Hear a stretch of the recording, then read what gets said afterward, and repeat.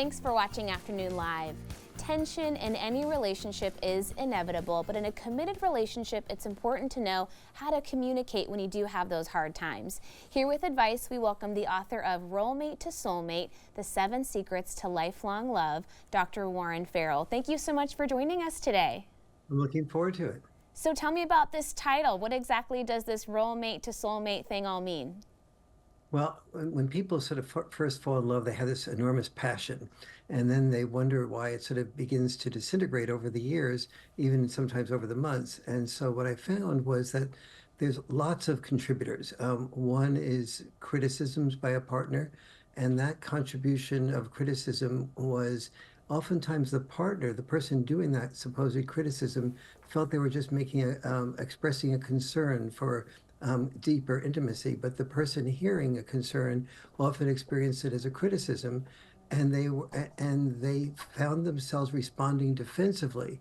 And so historically speaking, when we heard a criticism, it was a possible enemy. And so it was natural to respond defensively, and because the enemy might kill you. So it was functional for survival. It was just dysfunctional for love. And so, but it's because it's so built into our bones and into our evolution to respond defensively.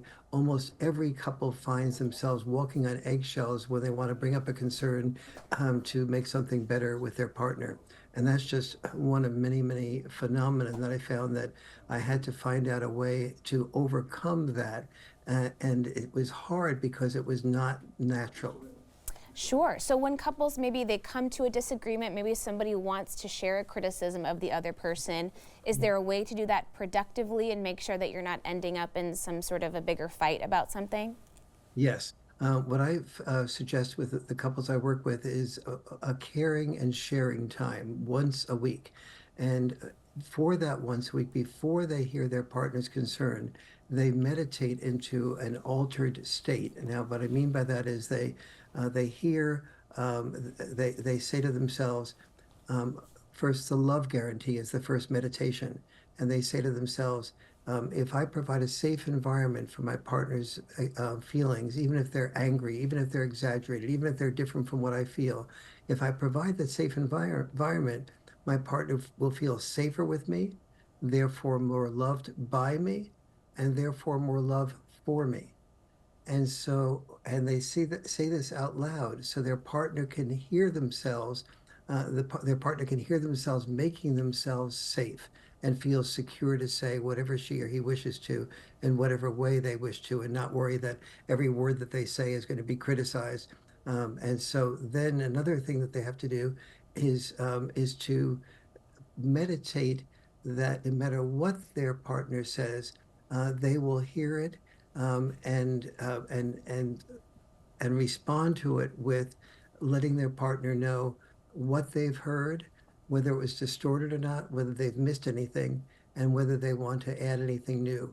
And so when you have once a week to share this, and you know you're going to, no matter what you have to say, it's not going to be criticized, it's going to be heard, and your partner is not going to feel criticized. They're going to be in this altered state where they will feel safe and heard. That is what makes the difference. The old active listening used to ask the person who was complaining to say what they expressed, and then the other person didn't have a chance to get up their defenses, or they didn't have a chance to alter their natural defensive state. So active listening is almost never done with the actual, unless there's a therapist involved. That's a great foundation to start with. Do you ever experience couples or have people come to you with this question of, we're doing our best, we're trying to work through a specific tension, but it's just kind of ongoing and still simmering below the surface? They can't quite break through to find the solution? Yes, two things there. One is oftentimes couples will say to me, I have said this 100 times before. And almost always that means you've had to say it 100 times because you never felt heard and really seen any of those times. So it was never really satisfying to you.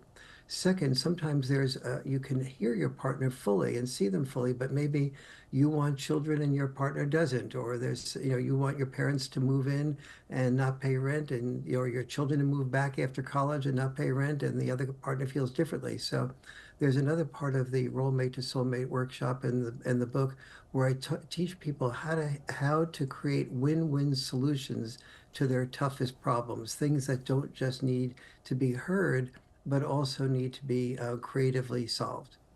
Okay, those are big issues that can be tough to tackle. I know you've worked with so many couples directly over the years. Are there certain things that you encounter in your practice that are somewhat red flags in relationships, or things you have to kind of alert the other partner, hey, this is something that you should really watch out for? Almost everything that people naturally do sends red flags. The criticisms are natural, and they send red flags.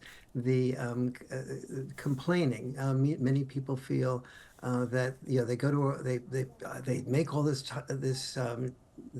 take this time out to plan this special restaurant or recommend this movie, and then their partner goes to the movie and they say, "Oh, the soup was cold, the service was bad, that this was that," and the person who's doing that just thinks they're complaining about the restaurant. The person who made the reservation feels like it's a complaint about them. Complacency is another big problem.